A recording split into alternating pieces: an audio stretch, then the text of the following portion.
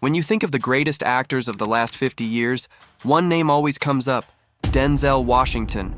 2 Academy Awards, countless iconic roles, a career that spans righteous heroes, flawed leaders, cold-blooded villains, and men walking the line between justice and revenge. He's been the principled lawyer in Philadelphia, the inspirational coach in Remember the Titans, the corrupt monster in Training Day, the tragic anti-hero in American Gangster. Denzel Washington isn't just respected, he's trusted. When he's on screen, you believe him, you follow him, you feel him. But today we're talking about a performance that doesn't get mentioned enough when people debate his greatest role. A movie that was divisive when it came out, stylized, violent, emotional. A film that quietly contains what may be the most raw, wounded, and human performance of Denzel Washington's career. This is Man on Fire.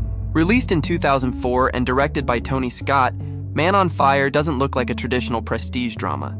It's loud, it's chaotic, it's edited like a fever dream. A visceral, hyperkinetic visual assault, the movie's style uses flash frames, cross-processing, and frenetic editing to depict Creasy's fractured, rage-fueled mind. It's a stylistic tour de force that drenches the screen in saturated, hot-toned colors and shaky, handheld grit, mirroring the chaotic underworld of Mexico City. But underneath the visual chaos is a deeply personal story, and at its center is a man who has already given up on life. Denzel plays John Creasy, a former CIA operative and mercenary haunted by his past. A man drowning in guilt, alcoholism, and self-loathing. A man who openly wants to die. This is not the confident, commanding Denzel we're used to. This is a broken one. And that's why this performance matters. When we meet John Creasy, he is empty, not angry, not heroic, just hollow. He drinks constantly. He barely speaks. His eyes look tired in a way that suggests he's been awake for years. And Denzel plays this with frightening restraint. Notice how little he tries to be likable. His posture is closed, his voice is flat, his face rarely moves. When he smiles, it feels unfamiliar, almost painful. This is a man who believes his life is already over. He has decided he is done, and it is just a matter of time.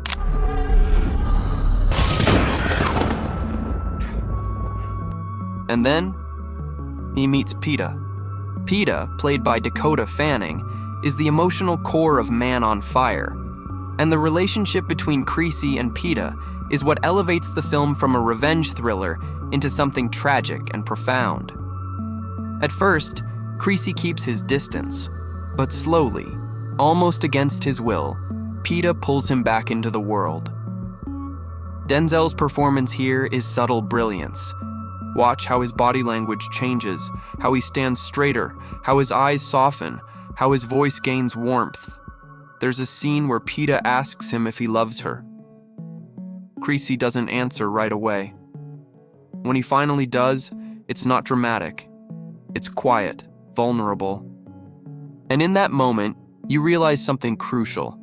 John Creasy has found something worth living for.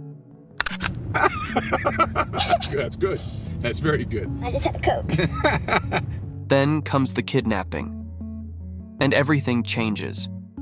When Peta is taken, Man on Fire stops being about redemption and becomes about consequence. Denzel's performance after this moment is not flashy. It's terrifying. This is not a man who snaps in a burst of rage. This is a man who becomes focused, controlled, inevitable. Every line delivery is calm. Every movement is deliberate. Creasy doesn't shout because he doesn't need to. His certainty is scarier than anger. When he tells people what he's going to do to them, there is no bravado, just truth. What makes this performance special isn't the violence, it's the pain underneath it. Creasy isn't enjoying revenge, he's punishing himself through it. I'm gonna take your family apart piece by piece. You understand me? Piece by piece. Shut up! Denzel plays every act of brutality like it costs Creasy something. Like each step forward drags him deeper into a fate he already accepts. He knows he's not coming out of this alive, and that knowledge hangs over every scene. This isn't power fantasy, Denzel. This is atonement, Denzel. By the time we reach the final act, John Creasy has made his choice. He trades his life for Peta's. And in those final moments, Denzel delivers something extraordinary. No speeches, no tears, just peace. For the first time in the entire movie, Creasy looks calm, fulfilled, finished. He didn't save the world. He saved one person, and that was enough. So why is Man on Fire Denzel Washington's greatest performance that most people don't talk about? Because it's not flashy, because it's not Oscar-friendly, because it's painful. This role strips away his charm, his confidence, his authority, and leaves only a wounded soul searching for meaning. John Creasy isn't inspiring, he's human, and Denzel Washington plays him with a depth, restraint, and emotional honesty that few actors could achieve. Man on Fire isn't just a revenge movie. It's a portrait of a man who believed he was damned and found redemption anyway. And that may be the most powerful thing Denzel Washington has ever put on screen. To recap, Denzel Washington's turn as John Creasy in Man on Fire is a masterclass in controlled devastation. His genius lies in the profound journey from a hollowed-out soul to a brutal, efficient avenger. Initially, Creasy is a portrait of weary alcoholism and guilt, communicated through subtle, static body language. But once his charge, Peta, is taken, the shift is seismic. Washington unleashes a quiet, focused rage, not explosive shouting, but an unnerving, predatory grace that makes his acts of vengeance terrifyingly believable. Every glare, every measured, low-toned word, every relentless step in his pursuit is the calculated move of a man weaponizing his own pain for a singular, redemptive mission.